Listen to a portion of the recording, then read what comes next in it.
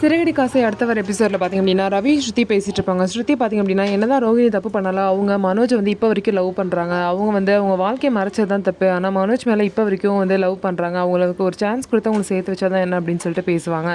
என்னதான் இருந்தாலும் அவங்க பாஸ்ட்டை மறைச்சது ரொம்ப தப்புன்னு சொல்லிட்டு ரவி பார்த்திங்க அப்படின்னா ஸ்ருதிக்கு வந்து ஆப்போசிட்டாக பேசுகிறாங்க. இன்னொரு சைடு பார்த்திங்க அப்படின்னா மனோஜுக்கும் ஹரிணிக்கும் நடக்க வந்த கல்யாணம் வந்து நின்றுச்சு. அது மட்டும் இல்லாமல் சிந்தாமணியை பார்த்திங்க அப்படின்னா வந்து போலீஸ் அரெஸ்ட் பண்ணுற அளவுக்கு முத்து வந்து செஞ்சுட்டாரு. முத்து பார்த்திங்க அப்படின்னா மீனாவை கத்தியில் குத்துனவனை பார்த்துட்டாரு.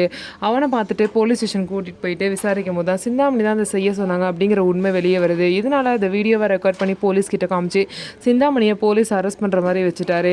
அது மட்டும் இல்லாமல் இதனால் சிந்தாமணி இவங்களை பழி வாங்கணும் அப்படின்னு சொல்லிட்டு அந்த ஃபினான்ஸ்க்கு விடுற அந்த பர்சனோட சேர்ந்துக்கிட்டு பார்த்திங்க அப்படின்னா விஜயா வீட்டுக்கு கிளம்பி வராங்க. கிளம்பி வந்து பணம் எங்கன்னு சொல்லிட்டு கேட்கும்போது என்ன பணம் அதான் நாங்கள் கரெக்டாக கட்டிகிட்டு இருக்கோம்ல அப்படின்னு சொல்கிறாங்க. அதுக்கப்புறம் பார்த்திங்க அப்படின்னா இந்த மாதிரி விஜயா வந்து அண்ணாமலைக்கு தெரியாமல் அவங்க வீட்டு டாக்குமெண்ட்டை திரும்ப வாங்கி அதை வந்து இவர்கிட்ட அடமானம் வச்சு பணம் வாங்கின விஷயம் எல்லாத்தையுமே சிந்தாமணியும் அவரும் சொல்கிறாரு.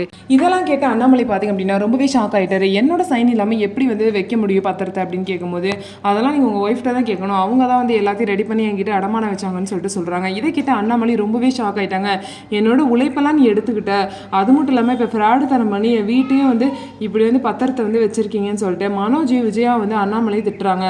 இதுக்கப்புறம் என்ன முடிவெடுக்க போகிறாரு அண்ணாமலை வீட்டு விஷயத்தில் அப்படின்னு சொல்லிட்டு வெயிட் பண்ணி பார்க்கலாம். நம்ம வீடியோ உங்களுக்கு பிடிச்சிருந்தா நம்ம வீடியோவை லைக் பண்ணிட்டு பாருங்கள்.